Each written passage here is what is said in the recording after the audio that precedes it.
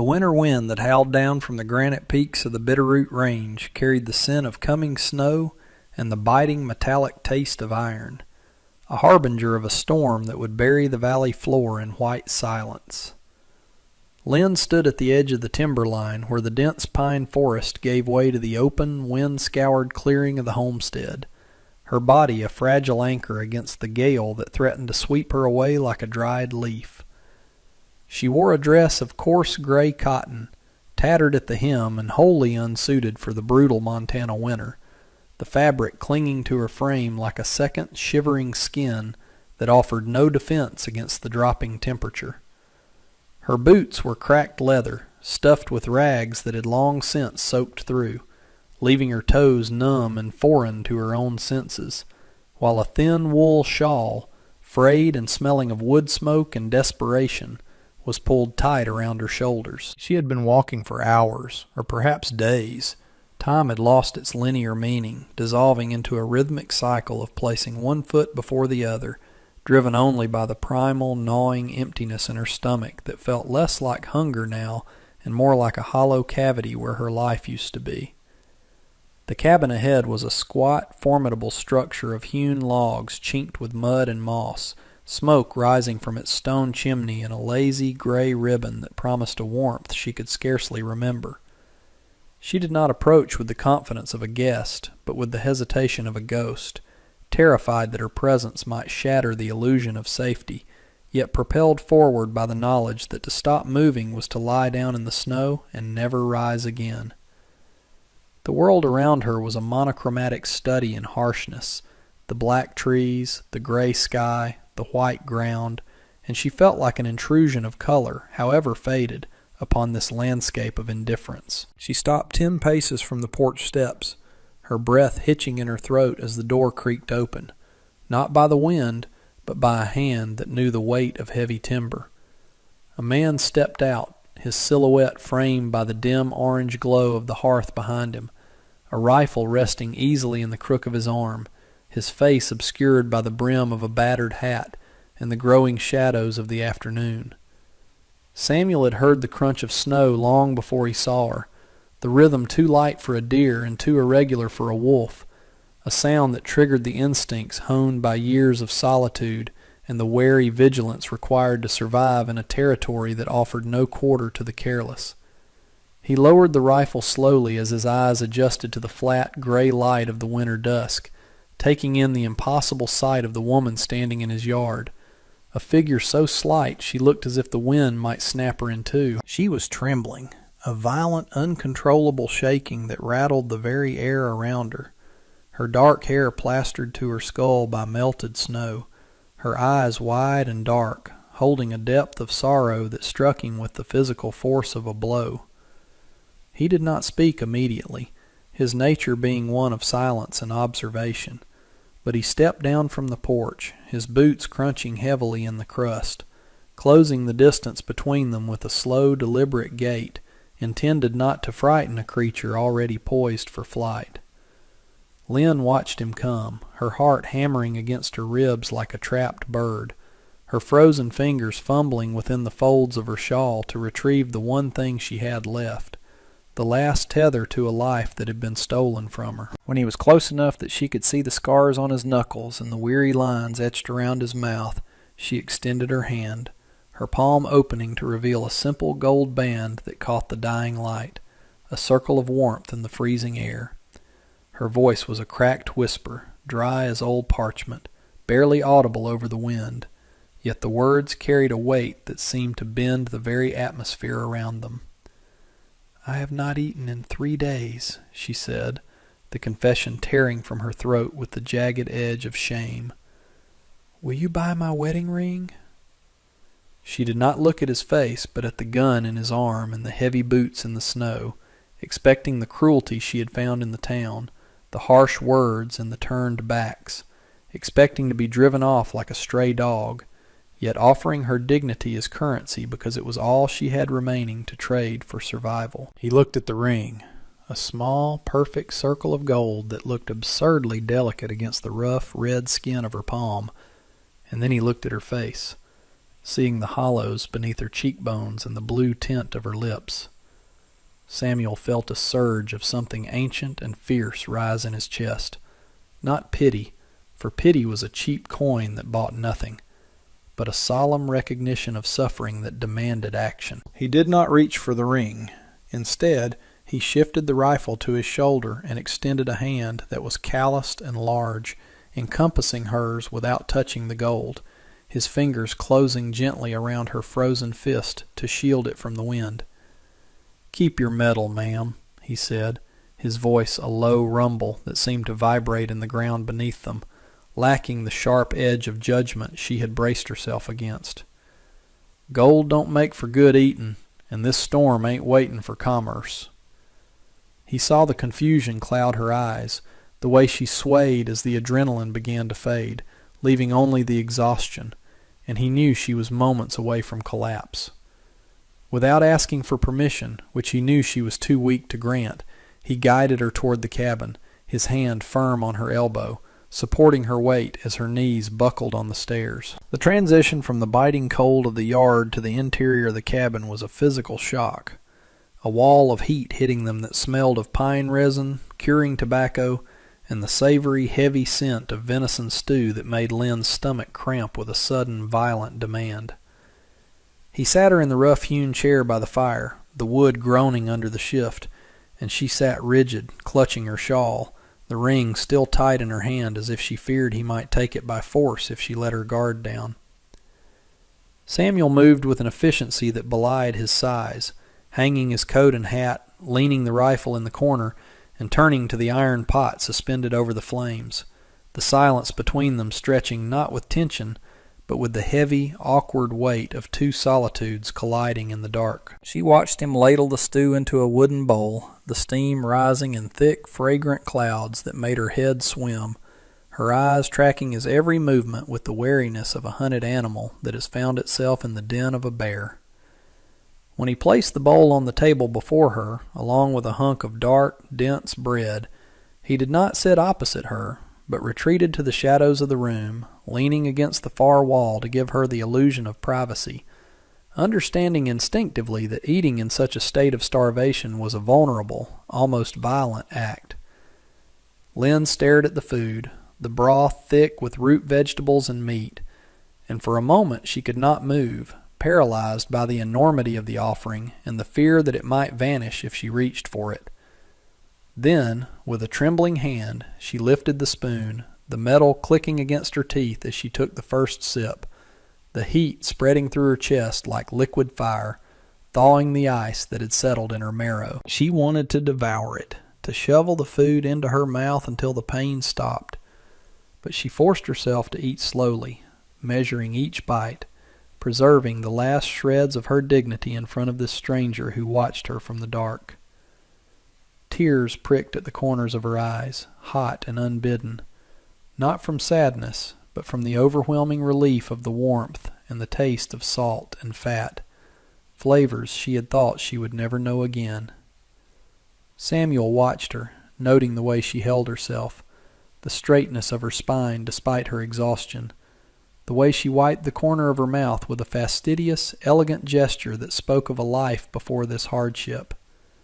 He saw the ring sitting on the table where she had finally placed it, a golden eye watching them both, a testament to a promise made to someone else, someone who was notably absent in this frozen wilderness. The storm outside intensified as night fell completely, the wind slamming against the logs with the force of a physical assault, sealing them into the small, fire-lit world of the cabin.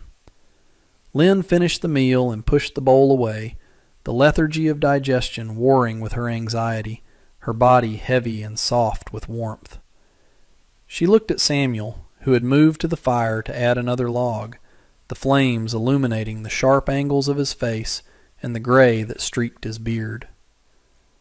"I have no money," she said, her voice stronger now, though still laced with the quiet tremor of uncertainty. "The ring is all I have. If I stay, I must pay." She pushed the gold band across the rough grain of the table toward him, a gesture of stubborn pride that refused charity even in the face of death. Samuel looked at the ring, then at her, his expression unreadable, his eyes reflecting the dancing flames. "You think the snow cares about your gold?" he asked, his tone not mocking but weary, as if he were explaining a simple truth to a child. "You step out that door tonight, you die. That ain't a trade I'm willing to make." He picked up the ring, not to keep it, but to weigh it in his hand, feeling the warmth that had stolen from her skin. He walked over and placed it gently back in her palm, closing her fingers over it with a deliberate slowness. "Put that away," he commanded softly. "You ain't paying for your life here. Not with that." He turned back to the fire, staring into the embers, the silence returning to the room. But it was different now, charged with a complex current of obligation and survival, the unspoken acknowledgment that by saving her, he had tethered himself to her fate, and by accepting his food, she had entrusted him with her life, a bond forged in the crucible of winter that neither of them had asked for, but neither could now deny. The morning light did not break so much as it seeped through the cracks in the heavy shutters, a pale, milky luminescence that spoke of a world buried under feet of new snow. Lynn woke with a start, her heart hammering a frantic rhythm against her ribs, the instinct of survival jolting her from a sleep that had been too deep, too heavy, and dangerously comfortable. For a disorienting moment she did not know where she was. The rough wool of the blanket beneath her cheek was foreign, smelling of cedar and dried sage rather than the damp rot of the boarding house or the biting cold of the open road. She sat up, the movement stiff and aching, her joints protesting the sudden warmth after days of freezing, and saw Samuel standing by the cast-iron stove, his back to her, a silhouette of quiet industry against the gray light. He was making coffee, the rich, bitter aroma filling the small space and making her mouth water with a memory of mornings from a life that felt centuries dead. She watched him, paralyzed by a sudden, crushing wave of shame. Shame for her weakness, for her intrusion, and for the debt she was accruing with every breath of warm air she inhaled. She moved to rise, her hands smoothing the tattered gray dress in a futile attempt to make herself presentable, to look less like the beggar she had become and more like the woman she had once been. When her feet touched the floorboards, the sound was slight, but Samuel turned, his movements slow and deliberate. He did not smile, nor did he offer a greeting that might require a response she did not have the energy to construct. Instead, he simply gestured to the mug on the table, a ceramic vessel that looked small in his scarred hands. Lynn approached the table, feeling the heat radiating from the stove, and realized with a pang of terror that the storm had sealed them in. The windows were blocked by drifts, the world outside reduced to a muffled silence. She was trapped here, with this stranger who had seen her at her lowest, and the realization made her fingers tremble as she reached for the coffee. She wanted to ask him when she could leave, when the road would be clear, but the words died in her throat, choked off by the terrifying knowledge that she had nowhere to go, no home waiting for her, only the judgment of a town that had watched her starve. The day passed in a series of quiet, heavy hours, the silence of the cabin punctuated only by the popping of sap in the firewood and the low whistle of the wind that still prowled around the eaves like a frustrated beast. Lynn tried to make herself useful, driven by a desperate need to earn her keep, to prove that she was not merely a mouth to feed, but a pair of hands that could work. She reached for the broom standing in the corner, her intent to sweep the floorboards that were already clean, but Samuel stopped her with a look, not of anger, but of a profound, weary understanding. "Sit," he said, the single word carrying the weight of an order that was also a kindness. "You ain't got the strength for chores, and the floor don't need tending." He was mending a harness, the leather creaking in his hands as he worked the awl through the tough hide, his focus absolute. Yet Lynn felt his awareness of her, a constant, heavy pressure. She sat by the fire, her hands idle in her lap, a sensation that felt sinful after years of relentless toil. She found herself staring at the ring on her finger, twisting the gold band until the skin underneath turned red. It was the only thing she had left of Chin, the only proof that she had been loved, that she had been part of a whole. To sell it would be to erase him completely, yet keeping it felt like a selfish indulgence when her stomach was full of another man's bread. She looked at Samuel, at the gray in his beard and the deep lines etched into his forehead, wondering what ghosts lived in this cabin with him, what losses had carved that look of permanent solitude into his face. He offered no explanations, told no stories, and asked no questions, a restraint that was both a relief and a torment. The intimacy of the small space was suffocating, the sound of his breathing, the scrape of his boots, the way the firelight cast their shadows together on the wall, forcing a proximity that stripped away the social distances she had always relied on for protection. She was a widow, a foreigner, a woman with nothing, and he was a man who owed her nothing. Yet here they were, bound together by the snow and the simple, brutal fact of survival. It was mid-afternoon when the silence was shattered, not by the wind, but by the jingle of sleigh bells. A cheerful, discordant sound that cut through the somber atmosphere of the cabin like a knife. The sound grew louder, accompanied by the heavy snorting of horses and the crunch of runners on packed snow.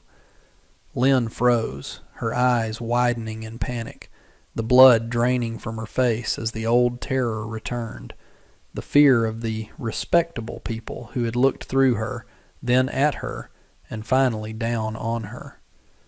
She stood up abruptly, looking for a place to hide, a corner where she could make herself invisible, but the cabin offered no concealment. Samuel did not startle. He merely set the harness down on the table with a deliberate thud and rose to his full height, his eyes moving to the rifle that leaned by the door. He did not pick it up, but his proximity to the weapon was a statement in itself. A heavy fist pounded on the door, shaking the frame, followed by a voice that was loud, confident, and dripping with a false conviviality that made Lynn's skin crawl. "Samuel, you in there? The pass is clear enough for a cutter. Thought I'd check on the livestock. And I heard a rumor in town, something that concerns the law." Lynn recognized the voice. It was the merchant, Mr. Halloway, the man who had denied her credit, who had sneered at her broken English and turned her out into the street when the rent came due. She shrank back against the hearth, pulling her shawl tight, wishing the floor would open and swallow her. She saw Samuel look at her, a brief, assessing glance that took in her terror and the way she clutched her ring, and his expression hardened, the lines around his mouth deepening into a granite resolve. He walked to the door, not with haste, but with the heavy, inevitable momentum of a glacier, and threw the latch, opening the barrier between the sanctuary of the cabin and the judgment of the world.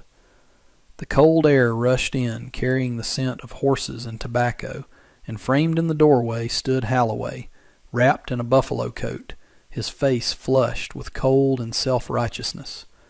Behind him, 2 other men from the town sat in the sleigh, watching with narrowed eyes. Halloway's gaze swept the room, bypassing Samuel to land squarely on Lynn, a predatory smirk curling his lips as if he had found a lost coin in the dirt.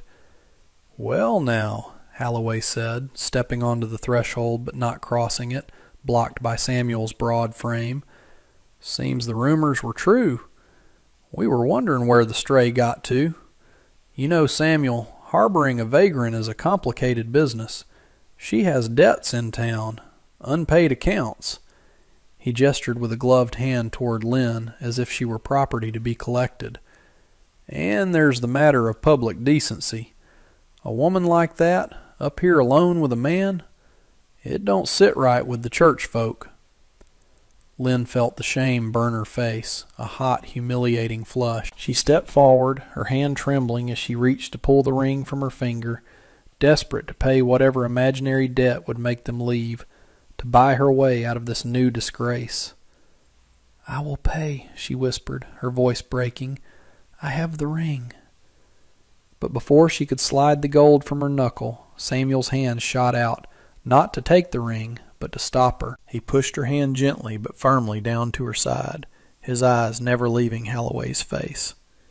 "She ain't got no debts that concern you, Holloway," Samuel said, his voice low, lacking the bluster of the merchant, but carrying a vibration of danger that made the horses in the yard toss their heads. "And as for decency, I reckon the only indecency here is 3 men riding out in a freeze to harass a starving woman." Holloway bristled, his face reddening. "Now see here, I have rights. She occupied a room she didn't pay for. That ring of hers—" "The ring stays where it is," Samuel cut him off, the interruption sharp as a cracking whip. He took a half-step forward, forcing Holloway to retreat slightly or be trampled. "You turned her out in a blizzard. If there's a debt owed, it's the town that owes it. Now get off my porch before the snow covers your tracks." Holloway stared at him, measuring the threat, looking from the scarred, silent rancher to the rifle leaning just inside the door, and then back to the woman standing in the shadows of the hearth. He saw something in Samuel's eyes, a cold, absolute clarity that promised violence not for the sake of anger, but for the sake of justice. And the merchant's courage, built on ledger books and social standing, crumbled instantly. He sputtered a few more words about the law and the sheriff, but he was already backing down the steps, his bluster deflating into sullen murmurs. Samuel watched them go, standing in the open doorway until the sleigh had turned around and the bells were fading into the distance, swallowed once more by the vast, indifferent landscape. Only then did he close the door and drop the latch, the sound echoing like a gunshot in the sudden quiet. He turned to find Lynn standing exactly where he had left her, tears streaming silently down her face, her body shaking with the aftershocks of adrenaline and humiliation. She looked at him, her eyes wide and searching, waiting for him to demand the ring, to ask for the payment he had just defended. "Why?" she asked, the word barely a breath. "They will come back. They will speak ill of you." Samuel walked past her to the fire, picking up the poker to stir the embers, the sparks rising in a sudden, chaotic swarm. "Let them speak," he said, his back to her, his voice rough with an emotion he refused to name. "Words don't freeze you. Words don't starve you. They're just wind." He turned then, looking at her with a gaze that was stripped of judgment, seeing not a victim, but a survivor who had walked through hell to stand in his kitchen. "You kept that ring when you were starving," he said quietly. "You ain't losing it to a man like that. Not while I'm standing here." The evening settled over the cabin with a weight that was different than the nights before. The tension of the storm had been replaced by the tension of the unsaid, the air charged with the shift in their reality. Lynn sat at the table, her hands wrapped around a mug of tea, the ceramic warm against her palms.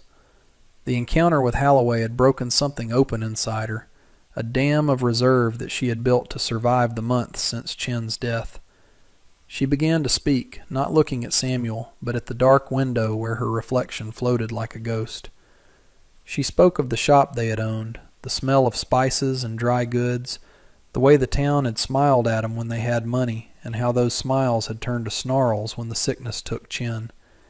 She spoke of the debts Holloway had claimed, fabricated fees, inflated prices, the systematic stripping of everything she owned until she was left with only the dress on her back and the ring on her finger. It was a purging, a confession of the indignities she had suffered, spoken in a voice that gained strength with every sentence, fueled by the warmth of the fire and the silent, granite presence of the man who sat across from her.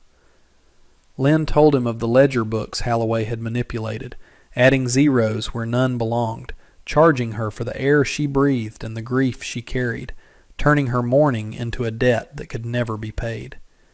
She spoke of the nights spent shivering in the drafty room behind the dry goods store, listening to the townspeople laugh in the saloon while she counted grains of rice, terrified that the end of her supplies would mean the end of her dignity. Samuel did not interrupt, nor did he offer the hollow comfort of platitudes.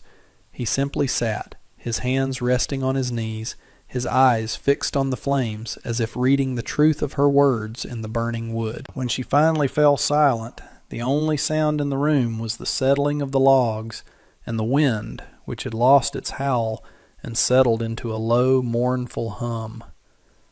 Lynn looked down at her hands, the ring glinting in the firelight, and felt a sudden, terrifying vulnerability, for she had laid bare the depth of her shame, the reality of her reduction from a wife and partner to a beggar on the edge of the wilderness.